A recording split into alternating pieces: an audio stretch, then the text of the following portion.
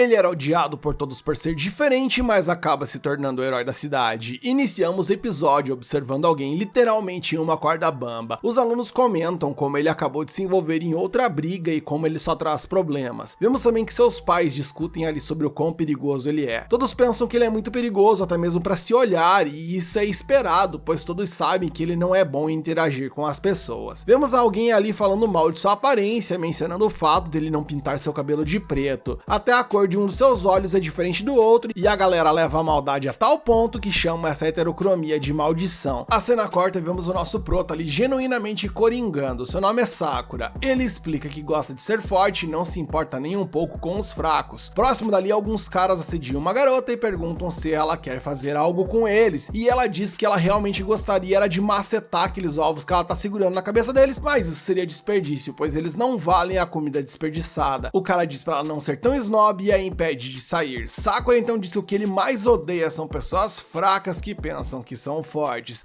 O prota interfere no grupo de assediadores e diz a eles que é cedo demais para estar fazendo essas palhaçadas na rua. O líder tenta atacar Sakura, mas infelizmente ele é um dos tipos que o nosso prota mais odeia. E a luta entre os dois ali dura menos que o Bambam durou contra o Popó. O guri foi de Vasco rapidinho, enquanto isso nosso prota brigão exige que eles gravem seu nome e rosto, para que possam dizer para todos os fracos que eles porventura conheçam para fugirem dele, e quando ouvirem os fortes para avisar que venham ao encontro dele. Ele então diz que seu nome é Sakura Hakura, do Colégio Furin. O bichão é brabo e tem até nome e sobrenome. Eis então que os doidão fogem dali com a moleira devidamente afofada e a garota o para agradecer. Nosso prota fica confuso e se pergunta o que ela tá falando e se tá falando com ele. Ela diz que sim, e Sakura deixa bem claro que na verdade ele não fez aquilo pra salvá-la, ele só bateu naqueles caras porque ele tem alergia de gente fraca que se faz de fodão. A guria então pergunta se ele está com fome e ele diz que não, e o resultado desse diálogo profundo leva à próxima cena, onde já vemos ela entregando o pratão pro rapaz. Paralelo a isso, eles conversam e Sakura conta à moça ali que ele é de fora, e ela diz que agora ela entende o porquê de nunca tê-lo visto, mencionando que é raro ver visitantes por ali. Ela explica que a gangue com quem ele acabara de lutar tem causado muitos problemas por ali, e a segurança pública da cidade se tornou inexistente. Ela diz então não ser dessa cidade também, e se apresenta como Tachibana. Sakura não consegue entender porque ela está sendo tão gentil com ele, já que a maioria das pessoas teria medo dele, especialmente depois que ele acabou de bater em 5 caras. Sakura come relutantemente sua comida quando ela pede, mas ele fica chocado com o quão incrível é o sabor. Ele gostou tanto da comida que ele pergunta se eles fazem entrega a domicílio, e ela diz que não. Tachibana então começa a mencionar que ele tem um visual diferente, perguntando se ele tinge o cabelo e usa lente pra ficar em cores distintas, e enquanto ele tá ali pensando em treta, ela tá pasma com a beleza do olho dele, dizendo que nunca tinha visto essa cor. Eis então que o cara, movido por paranoias, pergunta se ela quer brigar, e ela mandou o galo velho baixar a crista que ela não tá querendo nada do tipo. Ele então a chama de estranha, dizendo que normalmente as pessoas ficam assustadas com sua aparência, e elas até exigem que ele pinte o cabelo.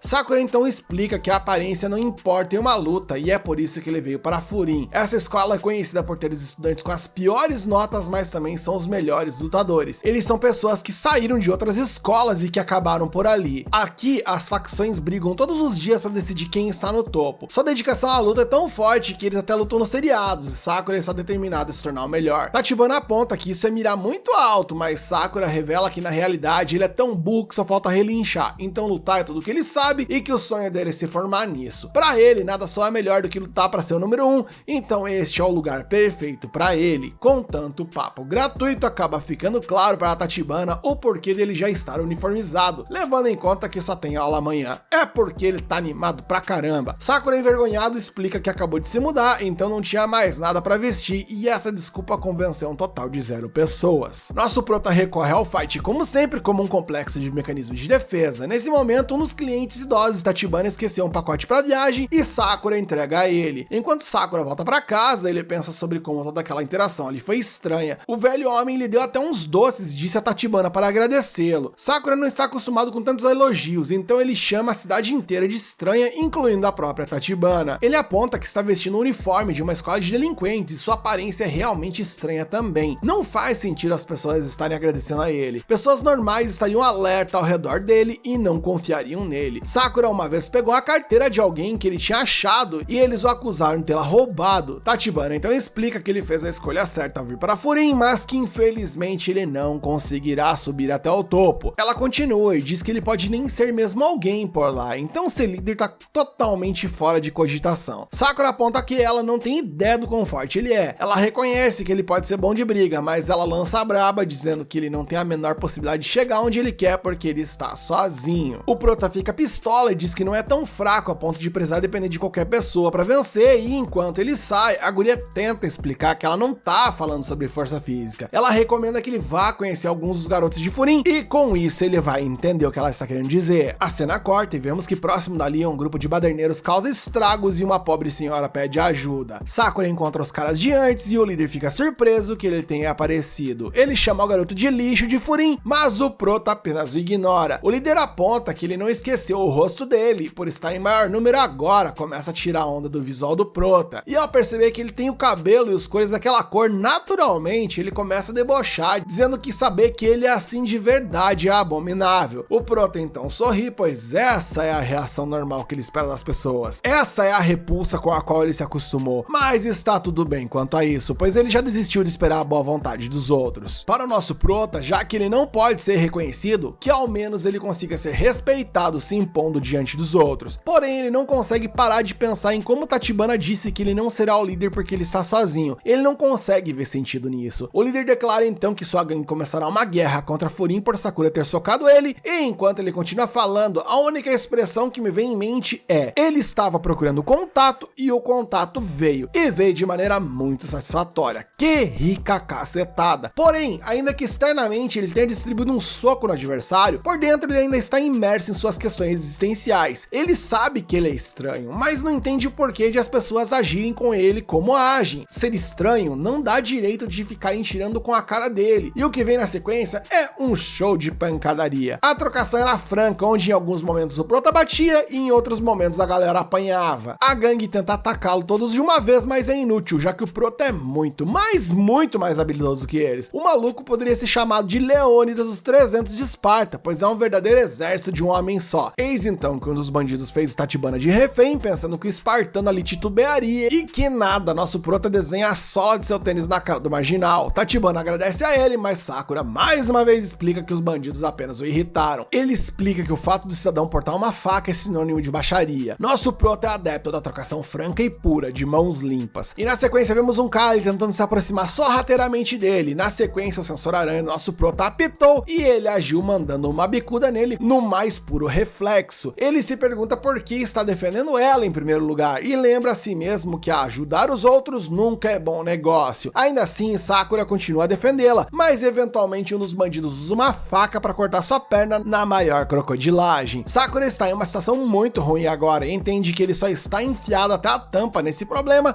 porque ele estava ali defendendo alguém. Mais uma vez ele questiona por que decidiu ajudá-la e se preparar para o pior, pois essa tacada ali, se pegar, ele com certeza vai de comes e bebes. Eis que alguém interrompe o ataque e Sakura percebe que esse estranho está vestindo um uniforme do colégio Furim. Ele surpreendentemente impede o ataque com as costas. Maluco, esse aí nunca mais levanta o braço. Ele então diz a Tachibana para não contar a uma certa pessoa que ela estava em perigo. O Demolidor ali então derruba o Sr. Baseball e diz aos outros que eles fizeram uma grande bagunça na cidade. Seus colegas então chegam e o cara diz à gangue que se eles têm fé, essa é uma boa hora para rezar. O reforço chegou, mas eles estão desapontados ao ver que são tão poucos oponentes. Pouco nada. Sakura está em choque, pois não consegue entender o porquê um estudante da escola Furim está salvando. Os bandidos, ao perceber que o doidão que transformou o taco em um bumerangue ali é o Hiragi, mas ainda assim eles estão confiantes de que podem vencer, já que estão em maior número. Hiragi diz aos outros para acabarem rapidamente com esses caras, então eles começam a derrubar um por um. Um cara vai atacar Sakura e o Prota se vê em uma situação terrível, já que sua perna não consegue se mover. Hiragi o salva novamente e diz para ele se afastar se estiver machucado. Sakura aponta furiosamente que ele não é seu chefe e explica que essa luta era dele. Ele apenas diz para ele parar de se mover, já que isso torna mais difícil de protegê-lo. Sakura está completamente chocado, olhando ao redor para descobrir que as pessoas da cidade estão aplaudindo os caras do Furim. O Prota, atônito, não consegue acreditar no que está vendo e ouvindo, e Tachibana lembrou de como ela disse que a segurança pública da cidade era quase inexistente. No entanto, isso era verdade apenas até 2 anos atrás. Tudo mudou graças aos alunos do Furim. A primeira coisa que eles fizeram foi colocar um quadro de avisos na entrada da cidade. Esse quadro diz que a partir dali, quem machucar as pessoas, quem destruir coisas e quem tiver maldade no coração será, sem exceção, eliminado pelo Bofurim. Tachibana explica que em algum momento os moradores da cidade deram aos alunos do Furim um novo nome, chamando-os de Bofurim, ou os Windbreakers. Depois da briga, todos os moradores da cidade saem para agradecer aos garotos, e embora eles costumassem ser conhecidos como bandidos de baixo nível, os alunos do Furim agora são respeitados na comunidade. No entanto, eles ainda brigam bastante. Eles são amados por todos, mas, mais importante, eles são necessários para a cidade. Sakura está chocado com a diferença dessa cidade, já que os lutadores são tratados como heróis. Eles têm a aparência de bandidos e até lutam o tempo todo, mas ninguém tem medo deles. Sakura está emocionado e ele fica chocado quando as pessoas da cidade dizem que ele fez um ótimo trabalho aguentando as pontas sozinho na trocação. Uma velhinha ali até se oferece para cuidar de seu ferimento, mas Sakura pede para que parem com toda a gentileza. Tachibana começa calmamente a cuidar de seu ferimento e lembra-o de que ela disse que ele estava sozinho. No entanto, ela explica que pôde perceber de imediato que ele estava escolhendo estar sozinho. Ela não consegue entendê-lo completamente, mas explica que as pessoas dessa cidade precisam da força dele. Sakura não consegue lidar com tudo que está acontecendo e ele declara que não precisa de ninguém e não se envolverá. Tachibana prontamente aponta, no entanto, que suas ações dizem algo diferente. Ela lembrou o velho que esqueceu a sacola e também pontuou sobre o quanto ele lutou para protegê-la. Tachibana aponta que ele na verdade não desistiu das pessoas e que ele não precisa fazer isso. Ela então diz que não vai virar as costas para ele, então pede para que ele também olhe para ela. Tachibana tem certeza de que esse será o caminho para ele se tornar quem ele queira ser. Sakura ainda tem dificuldade em aceitar tudo isso e ele parte em disparado em direção aos inimigos. Ele salta no ar e aponta como os delinquentes parecem estar sendo os heróis agora. Ele admite que toda essa coisa de ser o escudo da cidade é da hora e então derrota o líder da gangue rival. Todos assistem chocados e Sakura se questiona se ele finalmente encontrou seu lugar. Então nós descobrimos que essa história de como um Zé Ninguém que só quer trocar soco se tornou o herói dessa cidade. E com isso o episódio acaba e eu gostei muito dessa estreia. E você também gostou? Se você quer continuar essa história, deixa aqui nos comentários que você quer a parte 2 e deixa o seu like para fortalecer o vídeo.